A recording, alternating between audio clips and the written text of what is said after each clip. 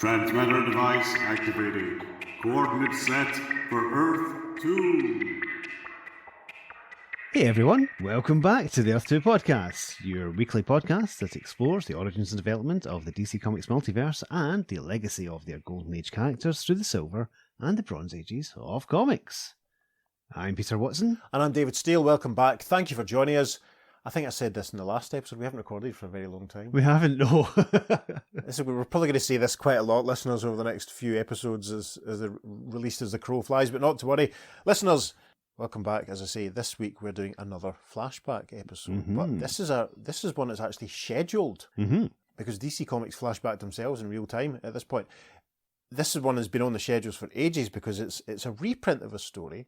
We are reading this week a story that, on our timeline, was published in issue 234 of Strange Adventures. And that was released on 25th of November 1971. Obviously, you'll note, 2 days after the 8th anniversary of Doctor Who, and a mere 17 days before the birth of Johnny Dean of Menswear.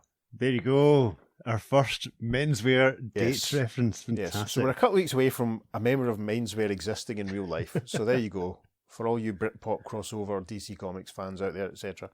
Strange Adventures 234. At this point, Strange Adventures is 52 pages, don't take less, not long after its glorious 64-page chunky sort of incarnation. It's operating very much like its sister title at this period, From Beyond the Unknown, in that it's reprinting lots and lots of classic DC sci-fi stories. And it's also operating, and it has been for a while now, as a rolling reprint of The Adventures of Adam Strange. Yes. Character whose adventures originally appeared in Mystery in Space. Now, this issue of Strange Adventures 234 reprints a story that was originally in issue 74 of Mystery in Space, and that was published originally on the 18th of January 1962. So, if you're reading along at home and you have a copy of Strange Adventures 234, you can read it from that, or if you have a copy of Mystery in Space 74, you could read it from that. There's probably an Adam Strange Omnibus or an Essential or an Archives as well. I'm sure that it's probably got it. We haven't checked, yes.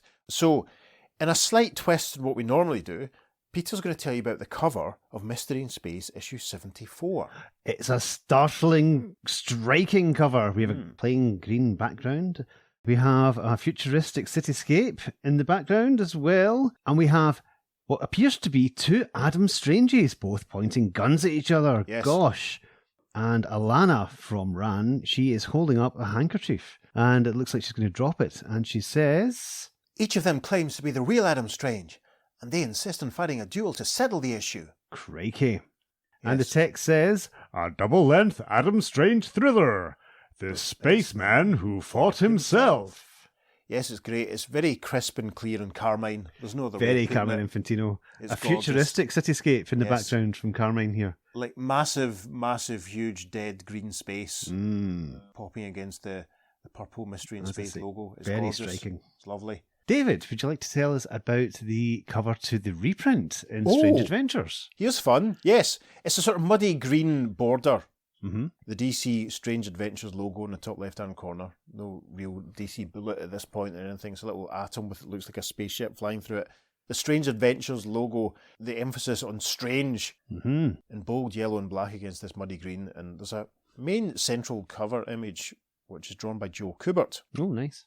And it shows a man in his underpants or his swimming trunks. He looks very much like the man from Atlantis, it must be said, standing inside a large ice cube by the looks of it. And there's a temperature gauge attached to it, marked out in centigrade, which is charming. Yes. It looks as though it's reading minus 250 degrees, and there's a bespectacled scientist with condensation coming out of his mouth because it's so cold, wearing a fur parka, and he's operating some equipment. And the man inside this ice cube is sort of attached to a speaker grill microphone, and he can be heard saying, "Colder! Colder! Freeze me at absolute zero, or I'll die!" Yes, and down the left of the page, we have a selection of some of the content. So this image is referring to a story called The Human Icicle.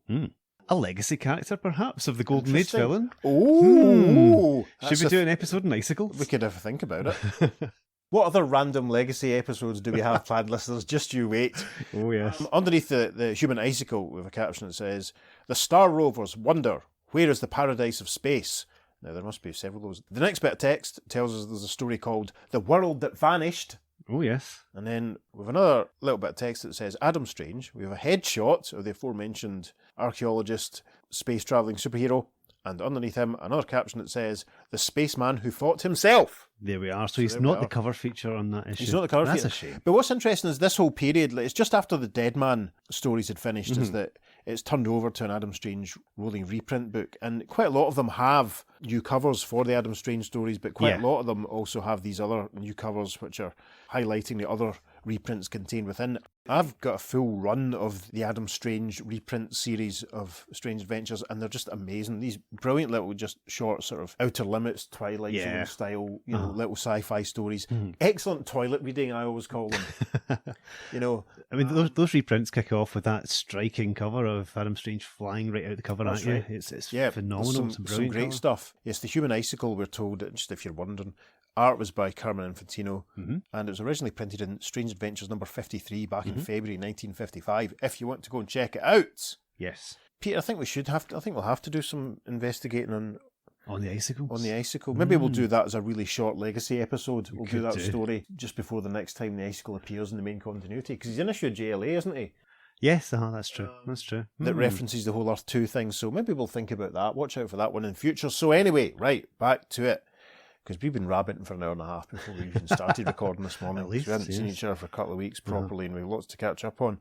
But before we jump into the story, Peter, can you remember when you first encountered Adam Strange?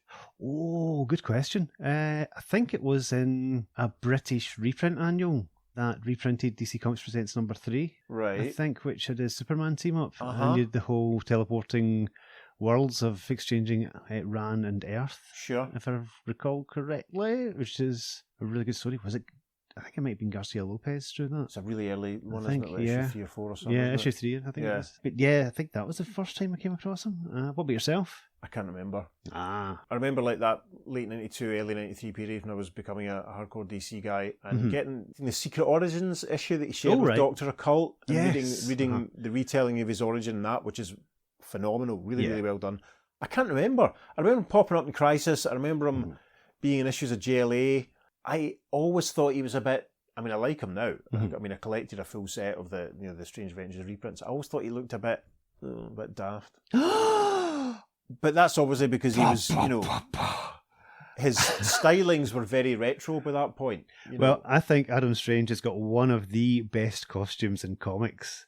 It's up there with the Silver Age Flash and the Silver Age Atom. It's one of the classic looks. It's very of its time. And obviously, he still pops up regularly now, and obviously there was that series also called Strange Adventures. The Tom King one. Tom King one recently, which I still haven't finished. It's very good. Yeah, featuring Mr. Terrific, of course. It's been slightly modified, his look, I think, Yeah. but it's still, the gist of it's there. No, I can't remember the first time I properly encountered or registered Adam Strange. Well. Not to worry. So listeners, if you can remember when you first encountered Adam Strange, let us know after you've listened to the episode. So, reading from Strange Adventures 234, published November 71, reprinting a story from Mystery in Space 74, originally published in January 1962. We begin with a large Adam Strange logo and a text caption box that says, Adam Strange, that traveller from Earth to the planet Rann of the star sun Alpha Centauri by means of a teleportational Zeta Beam, is called upon to face the oddest battle of his life. He must fight a duel to prove his own identity. Yet, if he wins this duel, he will unwittingly aid an alien race to conquer his adopted planet. and we are reminded that the story is called The Spaceman Who Fought Himself. In the reprint, a tiny caption tells us the story is by Gardner Fox. The art is by the dream team of Carmine Infantino and Murphy Anderson. And this opening splash panel shows an Adam Strange flying in on his little rocket pack and firing a gun, which is blasting little circles of blue light towards another Adam Strange who's down on the ground. And to the right of the panel is Adam's main squeeze, Alanna, and she's exclaiming, "Oh, which is the real Adam Strange? The winner of the duel or the loser?" And in the time-honoured Silver Age tradition, after we've had that set-up splash panel, we now turn to the first story page proper, which takes us back a little bit in time before we got there. On the planet Rann, Alanna of Rannagar is setting out to meet her interplanetary sweetheart, Adam Strange of Earth. Yes, Alanna's mooching along, some extravagant-looking trees and things ranged around her, We're not going to highlight every single reprint difference, Mhm. but it's worth noting the reprint in Strange Adventures, the sky behind her is a pale yellow, whereas it's a sort of purpley yeah. shade in the original, so that's interesting. Alanna is deep in thought. Adam isn't due to arrive on Rann for another hour, but I mustn't be late when he gets here. I can hardly wait to tell him about the celebration in his honour. As she steps from her house to the street, she is startled to see... Yes, a familiar to her looking figure walking towards her along the street, and Alanna thinks, why, it's Adam. But the Zeta Beam isn't due to strike for close to an hour. Then she speaks to this chap in panel 3, saying, Adam, darling, what are you doing in Rannagar so early? And in that strange outfit? We should point out he's wearing a sort of purple jumpsuit. It doesn't look like the normal Adam Strange uniform. Alanna continues, how did you get here? Is it possible you have found a way to travel without the Zeta Beam? Listeners, if you're not familiar with the Zeta Beam, don't worry. We'll explain as we go. And then this figure, who looks like Adam Strange, replies, Kitar, Friendo, Metz, Ardo, Penolar? Now, this isn't the old Zatanna trick of it being backwards. It just seems to be Gibberish. George Lucas-style gibberish. Interesting. Caption for the next panel. Doubt touches the tense features of the pretty girl. Yes, as Alanna reaches up to touch the face of this Adam Strange looky-likey, as she says, speaking an alien language? Adam, what's happened to you? You'd better come along with me so I can use the menticizer on you. And there's a little asterisk at menticizer, and a footnote tells us, A remarkable device which enables one to learn the Rann language in a matter of moments. similar to drinking the ooze in Ant-Man and the Wasp Quantumania. Yes. Which I really enjoyed. Indeed. Or putting a babelfish Did in you your enjoy ear. Ant-Man and the Wasp Quantumania? Yes, I certainly did. It Well, was there you go then. lots of fun. It was great, yes. There we go, listeners. This weirdo 20 Adam Strange then replies, Kendall, Gamoro, Fron, Jaster, Adam? interesting. I wonder if it's possible to translate if you sat down and worked it out. Anyway, caption for panel 5. At this very moment on Earth, Adam Strange is battling a path through a Pacific typhoon. Yes, Adam's flying through a dark, stormy sky, and he looks down and sees a very small boat, and he thinks, An outrigger, Vinta, caught by the storm. It'll capsize at any second. If I try to save it, I may be too late to contact the Zeta Beam. gosh, caption for panel 6. Swooping low across the tumbling waves, he jets for the tiny craft. As he soars overhead, Adam thinks, I don't have any choice. The saving of a human life is more important than going to Rann. and we get a close shot in the foreground of this panel, looking very late era Carmine, actually. This character could have walked out of an early 80s Carmine comic. This person who's operating the boat looks up and cries, It must be Great Mai! Come to save me! And another footnote tells us, Maui is the legendary folk hero of the Polynesian people. well, there we go. You live and you learn. The first caption for page 3. Jetting a course through the storm at top speed, he soon pushes the Vinta up on the sands of a Pacific island. Yep, lots of say what you see captioning going on here, because it's by Gardner and it's from ages ago, so just bear with us as Adam shoves the boat onto the beach. He thinks, If the girl claims Maui saved her, nobody will pay serious attention to her description of a flying human who saved her, and my secret identity will be safe. fantastic.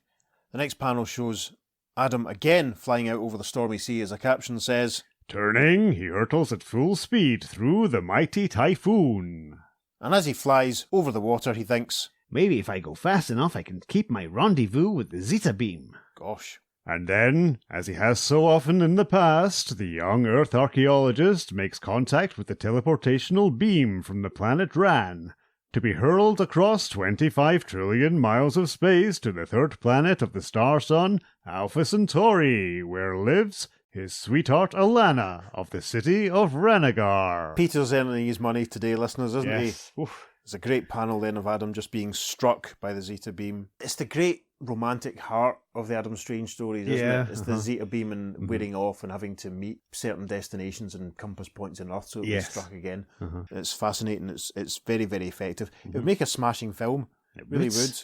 Anyway, caption for panel 4. But this time, as he sets foot on his adopted planet, there is no Alanna to welcome him. Yes, he's landed in a very grassy, farmy-looking area in this panel. He's walking along, and Adam is thinking, She'd surely be here to meet me.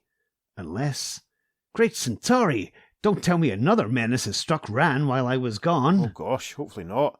Caption for the final panel of page 3. Somewhat later, as Alanna is fitting the menticizer about the head of the man she believes to be Adam Strange. In the foreground of the panel, we can see this new Adam Strange with a metal band fitted round his head. And Alanna is about to obviously carry some sort of operation out, but she whirls as the real Adam Strange arrives in the doorway. Alanna says, "While you wear this, you not only learn our language, but Adam? Oh my goodness! Are there two of you?" Alanna, who's he? Caught up in the powerful arms of the true Adam Strange, Alanna loses all her doubts. Yes, we've arrived at top of page 4 now. Alanna and Adam embrace as she says, "Oh, well, you're Adam, all right. But who's this other Adam?" That's what I want to know. Caption for panel 2. After the menticizer has been adjusted... Yes, the new Adam is still sat down, looking very quiet and restrained. Our Adam and Alanna are standing over him. Alanna's saying, "You know our language now, thanks to the menticizer. Who are you? Where do you come from?" He doesn't answer, but I know he can speak. I heard him. She turns to Adam in the next panel. We can see that she's holding another metallic band in her hand. And she says, "These improved menticizers will enable us to communicate telepathically with him. The old-style menticizers, one of which I placed on you when you first landed on Rann," a footnote tells us that this story was reprinted in Strange Adventures 217. Or Showcase 17, Secret of the Eternal City. Awesome. Alanna continues, "One of which I placed on you when you first landed on Rann would not. Let's try them." So obviously they've improved menticizers and what they can do and all that sort of stuff. Hey. Caption for the next panel. Suddenly, the false Adam Strange begins to telepath his thoughts. Yes. I was hoping you'd suggest that. My name is Horton Var. In my world, in another dimension, I'm as great a hero as you are in Rann, Adam Strange. And we get a nice Carmine-style panel here where the caption box sort of bleeds out of a side view of Horton Var's head. Mm-hmm. His flashback narration continues. Also a noted scientist, I invented a teleport machine with which to dispatch the evil warlords of my Kai people out of our dimension and into yours. And we get a shot of him standing in front of what looks like a kind of egg-shaped one-man version of a Legion time bubble or something that Rip Hunter might have conjured up. Mm-hmm. And we see Horton Var saying, Our people have fought many wars and always conquered. Now it is time for peace, but the warlords won't let us rest. Exposed by a spy, I was sentenced by the Tribunal of Warlords to my doom. This final panel of page 4 shows Horton standing before this Tribunal of Warlords. They're all older-looking men wearing kind of orangey jumpsuits. Yeah. And one of them, who looks very much like the actor George Baker, is saying, "Ever since our scientists shot a missile into our sun to make us all immortal, none of us can die. Therefore, Horton Var, we sentence you to travel into another dimension, where you shall remain in exile." That's all very 60s Doctor Who, isn't it? Mm-hmm. A missile into our sun to make us all immortal. Interesting concept. Should we try that after we finish? Let's do that, Do we yeah. want to, I don't know if I can be bothered being immortal at this point. Anyway, so we arrive at the top of page 5. Horton's narration continues. However, before I was placed in the glass capsule which brought me here, I was bathed by a Mu radiation which turned me into a living television station. Wow! Peter, if you were a living television station, what programmes would you show exclusively? It would just be repeats. Yeah, Just for repeats example. of Grange Hill, Crackerjack, Garth Marenghi's Dark Place, Right. and perhaps even Knight Rider. Oh. Did you know that Brandon Peters is doing Knight Rider on this podcast at the moment? I did not know mention that, this? no. He's doing bite-sized chunks weekly on a Wednesday when him and Tony are doing like reviewing the first series. And I haven't consciously given thought to Knight Rider in decades, but it's been very enjoyable. So you should check that out. And so should you, listeners. I would have repeats on a loop of The Incredible Hulk and Kolchak the Night Stalker and Doctor Who from when it was good. There we are. Yeah. We can tune into each other's stations. I know. It would be like a very Dave Steele version of Talking Pictures TV. Anyway, so we see Horton basically stretched out on a table, and there's all sorts of lights blasting energy at him. And I must say, in the original, it's a lot more effective than it is in the reprint. There's a bit of a starker difference between the colours, between the background and the beams of energy. Mm-hmm. So as Horton is being blasted, he's being watched over by a couple of the Warlord scientist-type guys. And the George Baker guy is saying, "The Mu, spelled M-U, radiation will let us see and hear what happens to you in the other dimension." Caption then for panel 2. Then the glass capsule was activated and I was teleported from my own world to yours in the wink of an eyelid. Yes.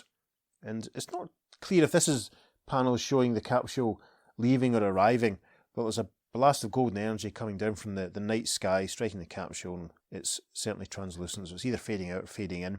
There's a nice ripply flashback effect for the next panel as Horton continues. After freeing myself from the capsule, I began walking aimlessly till I reached the city of Rannagar. And we get a nice close-up of him looking very Carmine indeed in panel 4. We can see his headband as he continues to communicate telepathically with Adam and Alanna as he's saying, Since my people can see what we do or hear what we say, only our thoughts are secret from them. I'm afraid, now that they have learned of the existence of your world of Rann, they'll try to conquer it. I could go back to my world to fight the warlords, but they'd see me coming and would only teleport me to another part of your dimensional universe, where I would die since I would no longer be affected by our immortalizing sun. Interesting, that's quite a dilemma. Adam pipes up with, Wait, I'm getting an idea. I look enough like you to be your twin. Suppose I were to go to your Kai world instead of you, to fight your battle against these warlords. Horton replies, If only you could, I'm sure you'd win. Then Adam says in the next panel, But before I do, Horton Var, you have to die. Adam, exclaims Alanna. How can you even think such a thing? We get a nice exterior shot of wherever they are on Rann in the next panel, as Adam continues from inside. Our first job is to fool the Kai warlords into thinking Horton Var is no longer a threat to them. If they see me kill him, say, in a duel, they won't be expecting me in his place. To which Horton replies, Great idea! And to make sure our enemies know what's happening, I'll occasionally throw in a few words of my own language, so in time they'll comprehend the Rann language.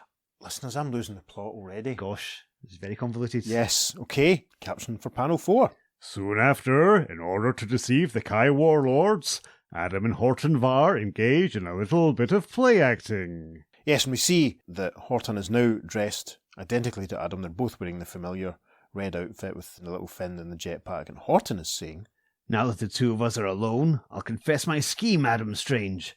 I've lost my own world, so I mean to take your place here.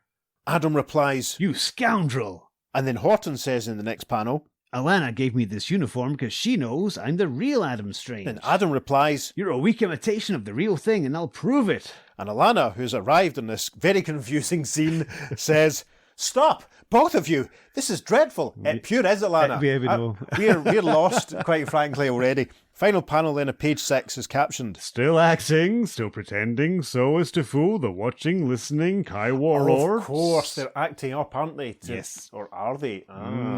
Alanna says, The celebration in Adam Strange's honour tonight can't have two honoured guests. There's only one thing to do. It's our custom when any dispute arises to duel to the death over it. And then Adam and Horton say at the same time, That suits me fine. Awesome. Peter's good at this, isn't he, listeners? Do you want to know how he managed that? I'm not going to tell you. Anyway, we're now at the top of page 7. Caption for the first panel there says, And so, shortly, on the great plain of Rannagar. and this is a great panel because it's that thing that happens occasionally which delights me and lets me post tweets, because this panel looks very, very like the front cover, so that's joyous. We can see Adam standing with his gun raised and Horton standing with his gun raised. They're both wearing the Adam Strange outfit. And Alanna standing between them with her handkerchief raised, and she says, Each of them claims to be the real Adam Strange, and they insist on fighting a duel to settle the issue. And the caption for panel 2 says, The instant Alanna drops her handkerchief. Yes, but she does in the foreground. The two Adams take to the air, and our Adam thinks, Alanna only spoke those words to convince the Kai warlords this duel was on the up and up. The caption then for panel 3, After Adam triggers his powerful ray gun at his double in a burst of deadly neutra beams, he dodges a return blast of explosive rays. yes, that's exactly what's happening in the panel, clearly. Neutra beams and explosive rays. Yes, we can see someone firing and someone firing back. Very exciting. Caption for panel 4. To avoid the accurate ray fire of the true Adam Strange, Horton Var dives into a rock tunnel. We can see him flying into a cave mouth type, and Adam firing after him says, Hiding won't do you any good. Caption for the final panel on page 7. And when the false Adam emerges on the other side... Yes, we see him emerging indeed from the cliff. Oh, and we're back to the opening splash panels events now. Adam up in the air, fires his gun, which creates a little blue rings of energy, and he says, You forgot that I know the planet Rann like a book. yes, and the circles of blue energy circle and surround Horton down the ground, who exclaims, Ugh! And we arrive at the top of page 8. Caught by these lethal blue raddy rings, Horton Var plummets to the ground. In the foreground of the panel, Horton's on the ground. Adam's alighting in the background as Alanna runs towards the fallen Horton, saying, "Oh, which is the real Adam Strange? The winner or the loser?" She's caught up to Horton in panel 2, examines him, and says, "Horton Var is dead, Adam." And Adam, with a serious face, thinks, Those Mu radiations which enabled the Kai warlords to see and hear everything we did have died with him. Now we can go ahead with our plan without the warlords tuning in on us. Caption for panel 3. Soon after, in a small Renegarian laboratory, Adam Strange steps into the Dimensi Porter, invented by Horton Var, and manipulates its control. Yes, you see him hunched down in a small egg-shaped time bubble. Alanna waves and says, "Good luck, darling, good luck."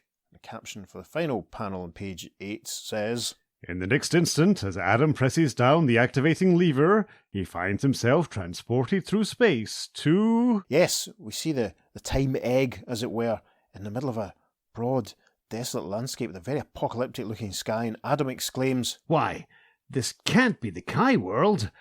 This is a dead planet. Barren. Lifeless. and a caption now says, in the Mystery in Space, The story continues in third page in following. the reprint in Strange Adventures it says, story continues in the next page following, and that's not all that's different. On the Strange Adventures reprint, underneath that, there's an advertisement for issue 145 of Jimmy Olsen, the Brigadoon issue. I can't remember if I had that house ad when we did that episode. I don't think I did. I'm quite annoyed now I might have missed that. Mystery in Space, however, bottom of this page is rounded out with advertisements for Justice League issue 10, featuring the fantastic fingers of Felix Faust. Amazing. And what looks to be 128 of Strange Adventures, but that features a story called The Secret of the Dinosaur Skeleton. Gosh. Oh, man, I want to do a Strange Adventures podcast. I really, really do. The opposite page in Mystery in Space has a full page advertisement for that month's issues of Green Lantern and The Flash. There's Hal standing in front of... It was actually a story, The Strange Trial of Green Lantern. Some brilliant looking other GLs there. Yeah. And issue 127 of The Flash. So we're not too far after Flash of Two Worlds at this point. That's true, yes. Very interesting. Adam Strange of Two Worlds. I think that's actually the first cover appearance of Gorilla Grodd. Yeah, one of the ones I think we posted as Grodd supplementary material quite recently. Yeah, Barry getting zapped by Grodd. That's fascinating. House ads are amazing. Yes. Listeners, you should always check out our socials because I try to post every house ad that I find that's relevant to the comics that we're covering. Not as many as I'd like at the moment. A bit of a dry patch in the early 70s. But there have been one or two recently that are definitely worth checking out. So, we turn the page and we arrive at the top of story page 9. And the caption tells us that this is... The Spaceman Who Fought Himself, Part 2. And the caption for the first resumed story panel says... Stunned by what happened, the Earthman feverishly struggles with the Dimensi Porter controls when... Yes, it's another wide shot of the desolate landscape. Adam's inside the time egg, and he says... I must have misunderstood Horton Var when he explained how to work the teleporter controls. And there's a weird sort of burst of golden energy in the sky floating towards him. Is that how you would describe it? Yep, It's not I'd say very... so. It's a bit clearer in the original than it is in the reprint. But a jaggedy speech bubble is coming from it, and a voice is saying, "You're trapped here, Adam Strange. The fuel cylinder was exhausted, taking you to Dead Marigold. What's that? I don't understand. There is no dimensional world of Kai. No warlords, no plot to exile Horton Var into your dimension. It was all a big lie to get you off the planet Rann." Adam emerges from the egg-shaped time bubble dimensionate device in the next panel. Stands as this disembodied voice from the sky continues. "For many months we have studied Rann, intending to attack it. We're a group of professional warriors travelling through space, looting planets. But when we saw how you always overcame any threat to Rann, we decided to get you out of the way before attacking. By chance, one of our warriors, Horton Var, looked like your twin. He was given the mission to land on Rann in the teleport machine and tell you that wild story which you swallowed." Swallowed. Hook, line, and sinker. Yes, Adam sat down with his head in his hands here. He's regretting being so naive. The caption for the next panel. Suddenly, the despairing Adam Strange leaps to his feet. Yes, and he points and says, So, everything Horton Var said was untrue. But hear this. When the Zeta Beam wears off, I'll automatically go back to Earth, and from Earth I'll return to Rann on another Zeta Beam, and... "Come to a dead end. He's cut off by the disembodied voice, who continues in the next panel, saying, "Since we did not know how often the Zeta Beam brought you to Rann, we needed time to complete our conquest, which is why we sent you here, to this world." And at that, the final panel of page 9 has a sort of ripple effect as we see what's taking place on Rann while this conversation is occurring. We see men in blue suits and white helmets firing at other folk who are approaching, and these appear to be the warlord, because one of them is saying, "While Adam Strange is stranded in Marigot, and while he has to spend some more time on Earth, we'll conquer Rann easily." Gosh! Worth pointing out, Strange Adventures 234 at the bottom of this page has a caption that reminds us that there are 16 extra action-packed pages in all DC comics. So, Yay. tremendous. The narration by this disembodied alien warlord voice continues in the first panel of page 10. "After overcoming Rann, we will learn where and when the Zeta Beam will bring you to Rann, and station soldiers there to blast you as soon as you appear." So they're obviously thinking ahead to Adam being zapped. That's interesting. This panel shows a hypothetical image of Adam indeed being fired upon by some of the orange jumpsuited warriors. The disembodied warlord voice continues in panel 2 of page 10 saying, "We will conquer Rann, and you can't stop us. Should you be foolhardy enough to return to Rann, you'll be instantly destroyed." And Adam, with his head in both hands, is thinking, "I've lost Alanna. I'll never see her or Rann again." And a slow dissolve, caption for panel 3. For the next 2 days, the young Earthman is sunk in gloom, weak from lack of food and water. He waits to be teleported back to his native planet. Then he gets an idea. Yes, Adam's standing beside the time bubble Dimension Porter device, and he's thinking, "I have one chance in a million, but I'm going to take it." and we see Adam reaching out and placing his hands onto the Dimension Porter. Interesting. The caption for panel 4. As the Zeta Beam wears off, he is drawn back to Earth, but with him goes the useless teleport machine. And we see that Adam is now standing in a very idyllic looking beach situation. We can see some palm trees and some sand. It looks gorgeous. Some subtle variations in the colouring in the reprint and the original. Very interesting. But anyway, Adam is thinking, "I'm somewhere in the Pacific. By fastening a tow line to the glass capsule, I can drag it after me until I reach civilization." that's lucky. Caption then for panel 4. Within a week, he is using the facilities of an Australian laboratory due to his reputation as an archaeologist. Yes, we see Adam over a laboratory bench, some equipment and dishes and stuff in front of him, and he's thinking, "There is just enough sediment left in the fuel chamber of the teleport machine to enable me to analyze it and make a new fuel cartridge." gosh, listeners, I hope you're keeping up. This is an epic.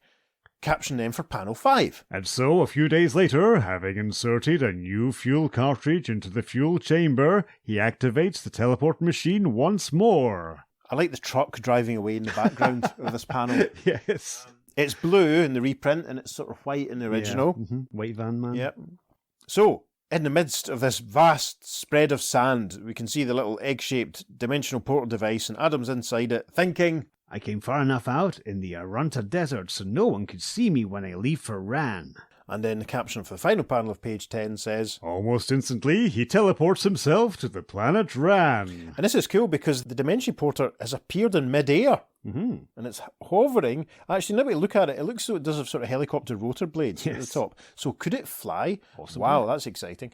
It's appeared in mid-air, and we can see 3 of the Warlord guys in their orange jumpsuits, and they appear to each to be holding a spade. Are they going to be doing some gardening? Adam, as he hovers above them, thinks, "There are the Kai warriors, waiting to blast me if I appear on the Zeta Beam.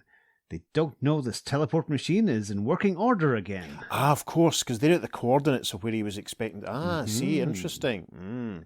A slow dissolve then as we reach the top of page 11. In the Kai teleporter, Adam jets toward Ranagar, where, under cover of a moonless night... A moonless night, so listeners, spit some of your drink back into the glass. No moon is looming in the background. Yes.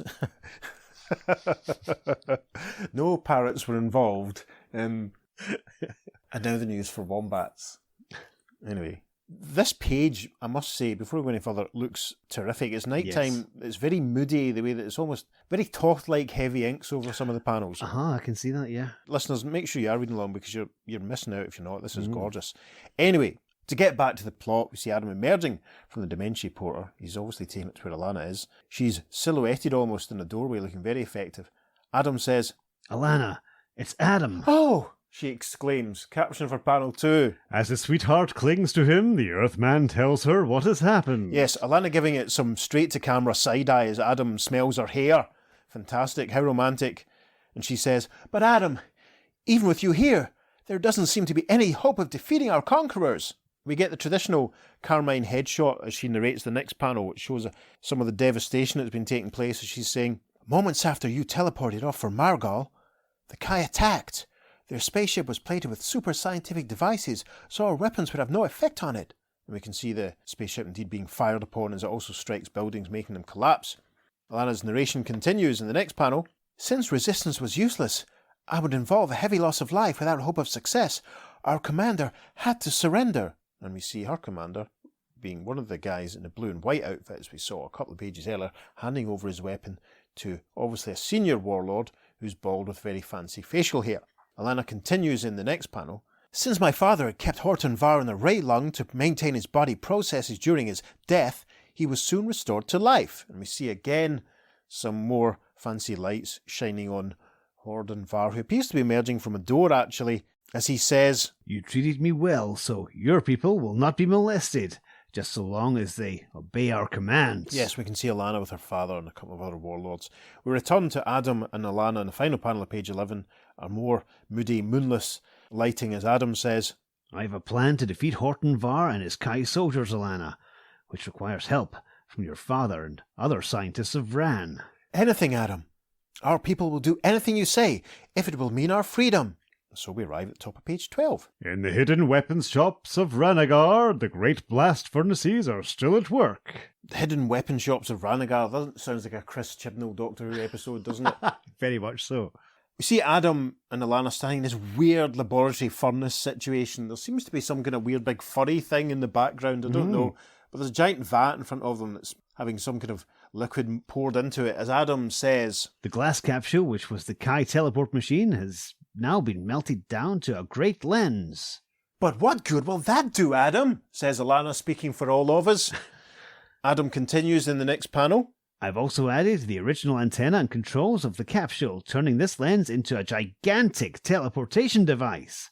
My problem now is to lure the warriors from Kai underneath it." Yes, so it's obviously that must have been what was happening in the Great Blast Furnace. The liquid must have been the melted teleport machine. And they've now, Adam is pointing towards in panel 2, it's a large sort of convex, concave sort of, looks like a giant contact lens basically, with that's being sort of held up with a couple of handles almost sticking out the side. Yeah. It's been held up by a chain. We might put one of these panels in the socials for the sake of clarity.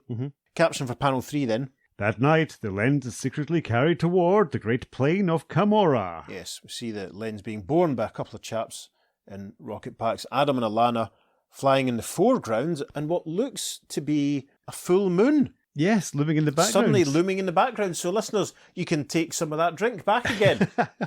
Adam is saying, "Now remember, Alanna, at exactly midday, turn on the machine's controls. It will take 5 minutes to warm up and go into operation." "It shall be done, Adam." Caption in for panel 4. Jetting at full speed away from his sweetheart and the mighty lens he has created, the Earthman hurtles toward Ranagar. This is a lovely, moody and exciting panel, which might make it into the socials again. As Adam flies into the sunrise over the city on Rann, it's sublime. At the very least, I'm hoping Peter will put this Definitely. on Facebook. There might not be room for it on Instagram, but I might get a tweet out of it. As he flies into this beautifully rendered image, he's thinking, Altogether, there are only 40 Kai warriors, though most of them are in Ranagar. Others have scattered about in Rann. I just hope I've allowed enough time for what I have to do. gosh.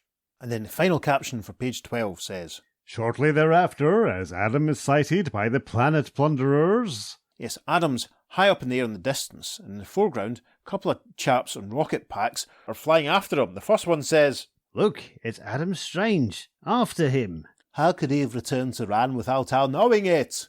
up from Ranagar and its neighbouring cities come more Kai warriors, weapons blasting. Yes, a great, very dynamic panel. Adam's flying sort of... It runs the full length, the first panel here, full length of page 13. And it almost looks like it could have been cropped down, but Carmine's amazing, the way that Adam is sort of positioned, sort of right in the middle of it all.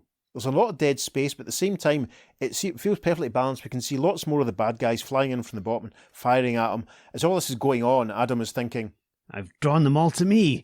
Now I've got to stay alive long enough to get them under that lens at the right instant. Very interesting layout, this page, because with that long panel, it takes up the left-hand side, and then an arrow takes us to the middle 3 panels, which drop down underneath each other. And then another arrow at the bottom takes us to the final panel, which runs the other full length of page 13. So if you haven't got hold of this story already to read it, you really should have by now, because it's great. You're missing out. I'm not going to do it justice. So panel 2 is a caption that says, Darting and dipping to avoid the deadly rays, the Rann champion twists and turns, always moving in one direction. One Direction, of course, were the popular boy band that achieved fame and success through the X Factor talent show on the television. Moving on. And this is another great panel, as Carmine excels himself here. Adam's in the distance, but there's this amazing crisscross of sort of gun blast effects as he's been fired on by all the Kai warriors. And as he flies away from them all, he's thinking, They're all behind me. Now to head for the plain of Kamora. and the caption then for panel 3, Then, at high noon, yes, with a full blazing sun in the background, Adam being pursued by dozens and dozens of Kai warriors, he dips down and flies away from them in the foreground, thinking, I've got them just far enough behind me. Here's where I begin my 5-minute countdown. an arrow takes us to panel 3, a caption says, racing at top speed, flashing above the ground so swiftly that it blurs beneath him, Adam Strange rockets under the Great Lens. yes, that's exactly what happens. He flies under it. We see one of the other chaps bearing it above. As he flies underneath, Adam thinks, The invaders won't know what the lens is until it's too late. and then the caption for the final panel of page 13, The 40 mighty space warriors flash under the Great Lens, intent only on their quarry. Adam, flying at the other side, thinks, 3, 2, 1, 0. I'm outside the teleportational range of the lens. and over the page, the caption for the first panel of page 14 says, In that instant, the activated capsule glass lens glows to life and hurls its teleportational powers downward. Yep, it's another great see what you see caption there, as we see all the flying Kai warriors looking very much like dragonflies caught in amber, as all the energy radiates down over them. Off camera, Adam can be heard, There go the invaders and the teleportational lens, hurled across space to the dead world of Marigal. gosh. We see Adam and Alanna standing together in panel 2. Nice epic Carmine background, as Adam's saying, They'll live out their lives on Marigal, helpless to leave it, for unlike myself, they have no Zeta Beam to wear off to remove them from the planet, and the teleporter will run out of fuel when it reaches the dead world. gosh, that's bleak. Alanna says, You saved Rann once again, darling, and to think I'd actually given up hope. Adam, do you realise what this means? You're coming to Rann in the teleport machine, and not by the Zeta Beam? Why, of course! There's no way for me to return to Earth. And in the final panel, as they walk off arm in arm towards Ranagar, Alanna says, You'll spend the rest of your days on Rann. Together, it seems too good to be true. And a tiny caption says, The end. The end. And this final panel in the reprint has been expanded to take up the width of the whole page. There's a further bit of text underneath it in the reprint, but also in the original. There's a little box of text, and Peter's going to read the original text to you now. Is it indeed true that Earthman Adam Strange will remain on his adopted planet from now on?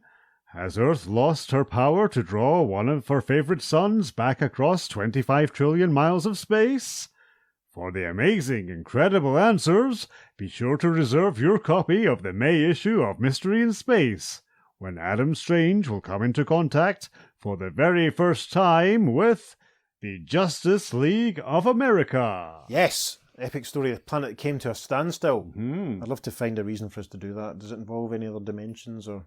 I can't remember offhand. Me neither. I don't Haven't think read so. it in yonks. The rest of the page in this copy of Mystery in Space is rounded out with a house ad for a showcase appearance of the Metal Men. Yes! So that's a very early Metal Men appearance indeed. Love the Metal Man. But yes, never mind all that. That was the end. That was the end, and a big change of the status quo Indeed, for Adam and Alanna. Of course. You know, it's weird. Remember when Adam Strange was used in Starman?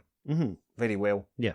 And there was that climatic flick of a switch and loads of Ranagarian warriors and stuff. That little bit at the end of the contact lens kind of reminded me of that in a way. But it was the inverse. Okay, it's been a while since I've read it. It was a flick of a switch and they were all, and then loads of warriors that were flying vanished. Sure. That was the first thing that sort of sprung to mind. That was an interesting story.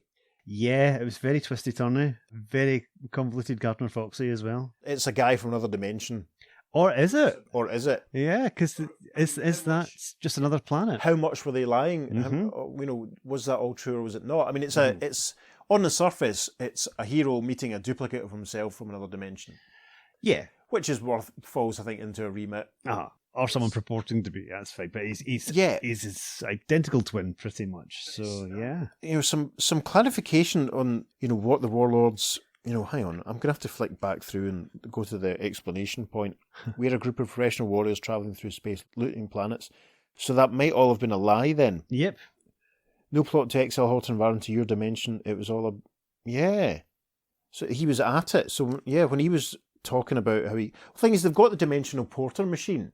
Or is that just a teleporter? They might just call it Dimension Porter. I don't know. I mean, that would make me think that... It could work either way, to be honest. There seems to be some room for interpretation Without a doubt, as to what exactly was going on. And it's weird how Horton Var just kind of fades out of the story. Yes. He comes out of his little seclusion point. But he pops his head out the door and says, we won't molest you. But there is no final confrontation with Adam sort of punching him out or maybe sending him flying backwards into the path of the contact lens or something. And it's a bit convoluted that all 40 of the warriors decided to put on jetpacks to chase Adam Strange. Yeah, and there was only 40 of them. 40. To take over the whole planet Rann. How to cook for 40 humans.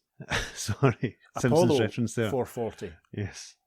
I did find it hilarious that when Horton first turned up, the very first thing he said was Katar. K-A-T-E-R, which of course is Hawkman's real name. Is this a Thanagarian agent? Oh, hey, is this the early seeds of the Rann Thanagarian War? Could be. Ooh. Could be. Maybe Peter's having ideas. When we write our DC comics. When we write our DC comics. We'll do the prequel to the Rann Thanagarian War. In the wake of Adam appearing so well in 52 and Countdown and all that sort of stuff, there was a whole spate of Rann Thanagar War comics and stuff, wasn't there? I only read a few of them, I can't lie.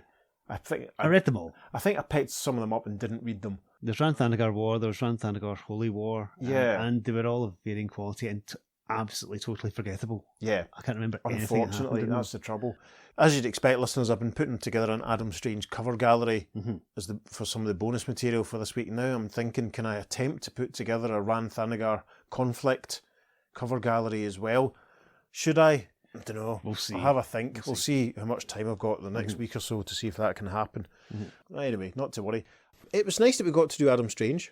Without a doubt, yes. And it is the traditional Adam Strange setup of him saving the day every time on this scientifically advanced planet. Yeah. Well, it's not actually the planet itself isn't scientifically advanced, it's just that city on the planet. Because one of the actual aspects of the Strange Adventure series that Tom King did is the fact that there's all these other alien races and stuff and cultures on Rann who they're often in conflict with. Right. And that was kind of the backbone of that story and cover-ups and things being happening with that. I made a start reading that, but I noticed the other night, and I think I messaged you about it, I don't seem to have issue 9, inexplicably. I don't know if it's just been misfiled somewhere. I'll see if I can source one for you. That'd be fun. Because obviously, I was quite interested reading the Tom King series because the Michael Holt Mr. Terrific, of course, features prominently in it. No, it's a really interesting series. It's very good. I read the first few issues. And fantastic artwork. Yeah, I just didn't get around to finishing it, but I will. And Tom King seems to be doing quite a lot of this. These comics could especially be for the sort of people that listen to the Earth 2 podcast type audience when he's because he did that Human Target Just League thing. He's now doing Danger Street. He did that Mr. Medical series. He did the Strange Adventures. I'm going to idly speculate briefly for a moment. Is he going to do something with Prez teaming up with the Losers and the Earth 200s and Star Spangled Kid? That sounds more like something we would do. But that's what I'm saying. That's what Tom King's been doing. Obviously, if I was writing an Adam Strange miniseries, I'd bring in Mr. Terrific. Obviously, I'd write an entire series based around first issue special. Yeah. Our pal Ross Aitken is doing a Danger Street flavoured thread on his Stop Let's Team Up podcast, so you should pay attention to that, listeners. Which we have both appeared on recently. Yeah. Yes. And hopefully we'll be continuing to pop up on that as well. obviously Ross's Opal City Confidential thread. So if you're not listening to Stop Let's Team Up, you pure should, because Ross is lovely and he loves his stuff and he's the most uncynical, enthusiastic person ever. So you should go and listen to his podcast. It's great. Yes.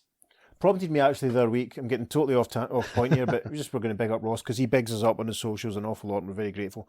Prompted me to dig out and reread the Legion story, the Super Stalag of Space, the other week. Yes, I'd forgotten about all the other heroes in it that die horribly. Yeah. You know, the blockade boy who That's saves right, Smart Eater Lad, and then the boy that falls into the giant sort of lily pad thing. Remember all that? Yeah, oh God, yeah. I totally forgot about all that. Yeah, that's right. It was phenomenal. It was great. So yes, Ross, thanks for the prompt. But anyway, we're going to go back to talking about Adam Strange in this story. I do like the idea of the telepathic menticizers, which is quite handy. They supported menswear at Leeds Cockpit in 1994. Of course they did. But why is this something that's not used more often? The fact you can communicate telepathically if you put on this headband. Do you think that'd be something that's quite handy? Well, do you think it's like that bit in, like we talked about the new Ant-Man movie, that, remember the bit with the guy that can read minds? He's just like, people are disgusting. Maybe it's just to limit the sort of, maybe it's to keep people's privacy. It could be abused very, very nastily, but I suppose it could also lead to some amazing intimacy. Discuss. Anyway. Alanna was very passive in this, wasn't she? I haven't read as many Adam Strange stories as I should, but is she always this passive? Just standing around looking? Yes and no. In more recent comics, she's has a bit more to do, shall we say. But these are very formulaic, and she's quite often the damsel in distress. Yeah. I'm surprised there's hardly any Sardath action in this, because Sardath often drove the plot in these stories. Right. He's literally just in that one panel. He doesn't even get to say anything. Yeah. When Horton-Var pops his head out of the cupboard door, so to speak. Maybe off camera then he dealt with Horton. Maybe they had a fisticuffs and he sorted him out. I don't think Sardath could ever fisty any kind of cuff, I'll be honest. Gosh. I mean, that was always the setup of Adam Strange stories, was basically how useless this advanced society was, and they needed to have a smart action man hero from Earth to solve all the problems. Yes. Because they were very scientifically advanced, but it was almost like they had no idea how to deal with the constant threats they were under every single month. Whether it's from an alien invasion, whether it's from these raiders, whether it's from a strange tribe attacking them, basically, or a weather phenomenon sometimes, because obviously the tornado tyrants, of course, originated on Rann, who then became a big part of the Red Tornado mythos. Yep. So they were scientifically advanced, but they were all utterly useless at dealing with any of these things on their own. They had to wait to get Space Indiana Jones in. Yeah, of course. Hey, I mean, I wonder if Ross Geller was an Adam Strange fan. You've been watching far too much Friends. I have. I'm on to season 10 again for the third time in like 5 or 6 months. Gosh. Because weird listeners, the only Friends series I had on DVD was series 9, so Facebook have been showing me lots of little Friends clips. So I started watching season 9, and then I went into CEX, the Complete Entertainment Exchange, and bought series 10 and a few others. So I finished season 10, and then went back and thought, I saw the first few series too many times, so I went back to series 5 and started watching from there all the way through it. And I thought, do you know what? I should go back to the beginning. So I went and bought the first 4 series. So I'm now completing my third viewing of Friends season 10 in not quite as many months, but in the last few months. And it's been very interesting watching the whole development of it all. And listeners, I'm going to stop talking about this now because we're getting on far too many tangents today. And Peter has to edit all this. It's not fair. So we should big up Carmine's artwork because there was some gorgeous stuff scattered throughout casually. That page 13 you were talking about, which has got the arrows directing the action. The weird thing is, these days, that's how we read comics. You wouldn't need arrows. Yeah, to tell you that. But you're absolutely right as to how the eye is directed and how the action progresses. And you've just mostly got these figures in the background. It's mostly open space, but it totally makes you read the story the way it should be read. Yes. It totally hypes up the storytelling. It completely builds up the tension.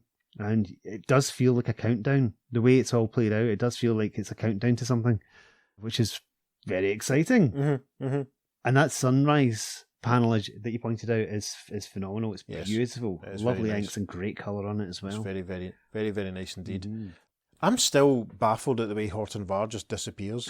It's not involved in the climax. He was dead, but not dead. Or the resolution of the story at all, especially because the whole story is the spaceman who fought himself and is built around that whole... it's in the cover, for crying out loud. Yeah. Oh well. Yeah.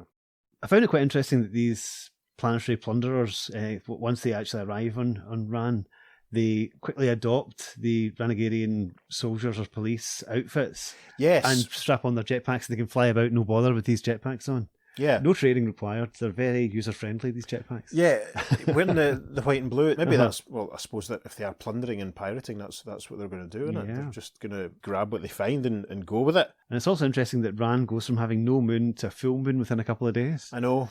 That was a bit odd. Maybe the lunar cycle is particularly odd on Rann. Yeah. I mean, we must say, Adam was stranded for 2 days without food and water on that planet, struggling. That's true. And then he got back to Earth, and then it was a week or so for him to actually deal with the situation and build the fuel cell and get back and work out his plan. Mm-hmm. So that's a long time on Rann for them to be under this occupation. Yeah, this is true. I mean, I wonder if maybe Adam has little food packs in his harnesses and belts and stuff. You would I don't think. know. I would hope so. But it did say without food or water, Yeah, so I know. yeah. Gosh. Oh dear. Bleak. That obviously leads us to the genius idea that he had just by holding on to the Dimension port. He could take it with him. He could feel the beam wear off, just grab hold of this. So, does that work with if he's holding on to other things? I'm sure there must be. Yeah. There must be issues where he's giving Alanna a hug or something and he fades out from her arms or something. That's maybe inanimate objects. I don't know. It could be. Interesting. Are we going to have to do a dedicated Adam Strange podcast after we do our Dial H for Hero podcast and Challengers of the Unknown podcasts? Is it an Adam Strange podcast? I have no idea. I have no idea either. I've not come across one. Listeners, if there is one that you know of and you would recommend, let us know. When I watched the scene in Star Trek Into Darkness where Kirk and Khan are flying through space in their rocket packs with their visors on, that just made me shout, that's an Adam Strange movie. They could do an Adam Strange movie. It'd be fantastic. And of course, just like that. Adam was used in that Krypton TV series, wasn't he? Yeah, I only ever watched the first episode of I it. haven't seen any of it, so I have no idea if he was used effectively or not, but I got the sense he was in it quite a bit. Yeah, I wasn't usually impressed with his appearance in the first episode, and I just kind of dropped off. Was he not like the focus sort of character of it, him discovering Krypton or something? I can't even remember, to be honest. I was really sadly underwhelmed by it. Yeah, I haven't seen it at all, so IDK. Listeners, do you have thoughts on how Adam Strange was used in the Krypton TV series? Let us know. That would be cool. Yes. So we're going to look at the contemporary correspondence now, obviously because this story is originally from Mystery in Space. We're now looking at the letters column from Mystery in Space, issue 77. The first letter, we're not really going to read it. He just basically, the correspondent, Roger Mann, who I think we've had letters from before, he talks about the change in Adam's status quo, which the story presented, so that was nice. Second letter is just a letter of broad comment, but I'll read you the third letter, because at least it has some pertinent content to the story. Dear Editor, I must congratulate you on one of the finest issues you have yet put out, the March 1962 Mystery in Space. The battle scenes between Adam and Horton Var and the scenes depicting Adam trapped on the dead planet of Marigol are the best in the book. The thing I liked best about the story, however, was the idea of Alanna despairing, thinking that even Adam couldn't possibly save herself or her people.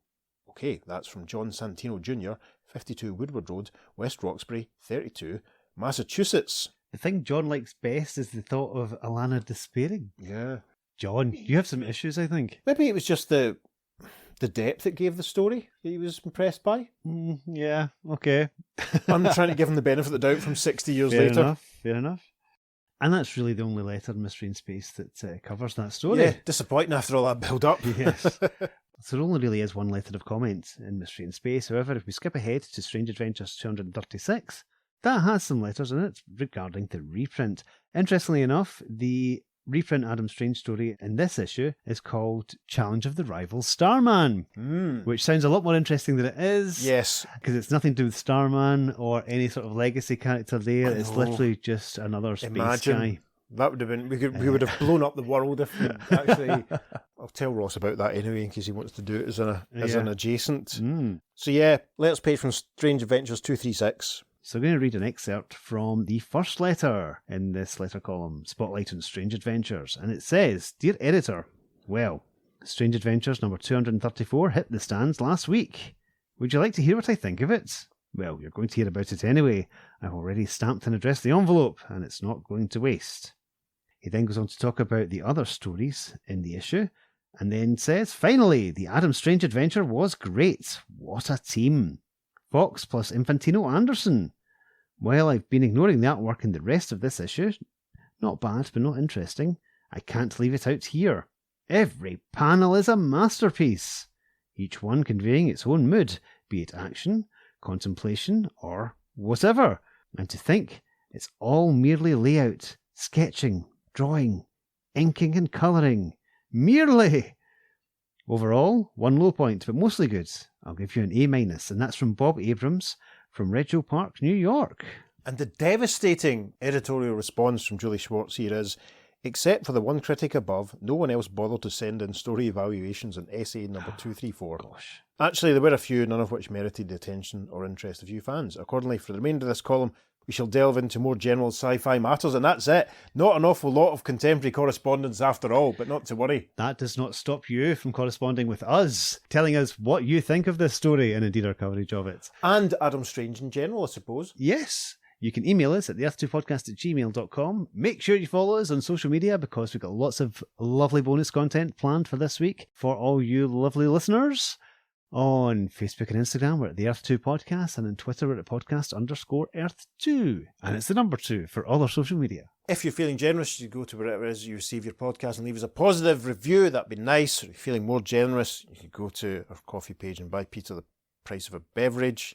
We have some more flashback episodes planned for this year, listeners, or more dipping back into the archives and breaking up the chronology. And one of them might be along sooner than you expect. Yes. Interesting. On that bombshell. Yes, I've been Peter. I've been David. Thank you for listening. We'll see you again very soon on The Earth2 Podcast. Transmatter cube activated. Return coordinates set for Earth Prime. And one of them, who looks very much like the actor George Baker, is saying, why did I say that? The celebration in Adam Strange's honour tonight can't have 200 guests. 2 honoured guests. That would have been a really good outtake if I hadn't just sworn so strongly. You treated me well, so you people will not be molested. Your people. Okay. That's quite a difference. Outtake-O-Rama. Yes, we see Adam and Alanna standing. There's a big vault. Vault? Not vault. Vat, yes. Maybe they keep their vat in the vault. Yeah, it's a good place. Where do you keep your vat? Which volume of the encyclopedia are you working through at the moment, David? Is it the letter V? David, try and do this less badly. Do it more better. This is a lovely, moody and exciting panel, which might make it into the socials again. Adam's flying towards the sunset, basically. It's sunrise. Sorry. Because obviously it's night. I know. I just hadn't even realised because, right, Adam's basically flying towards the sunrise. No, I was going to say it again. I couldn't. That's why I was looking to you because I was about to say. Okay. So I'm saying sunrise. Sunrise. Sunrise early in the morning. Legopolis.